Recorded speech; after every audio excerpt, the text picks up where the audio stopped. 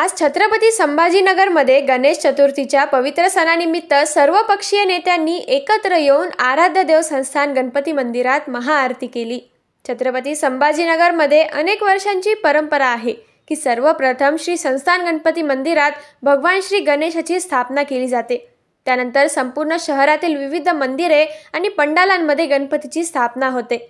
यंदाच्या गणेश चतुर्थीला महाराष्ट्रातील प्रमुख नेते आणि मंत्री यांची मोठ्या प्रमाणावर उपस्थिती होती। यात राज्याचे कॅबिनेट मंत्री अतुल सावे, राज्यसभा खासदार आणि माजी केंद्रीय अर्थमंत्री डॉक्टर भागवत कराड तसेच जिल्ह्याचे खासदार संदीपान भुमरे उपस्थित होते।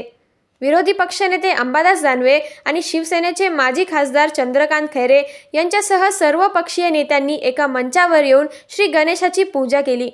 महाआरतीनंतर डॉक्टर भागवत कराड यांनी सुदर्शन न्यूजशी बोलताना सांगितले की भारत लवकरच हिंदू राष्ट्र व्हावा आणि भारताचे एक विश्व म्हणून उदय व्हावा अशी आम्ही गणपतीकडे प्रार्थना केली आहे। छत्रपति संभाजीनगर में गणेश महोत्सव की शुरुआत हो चुकी है।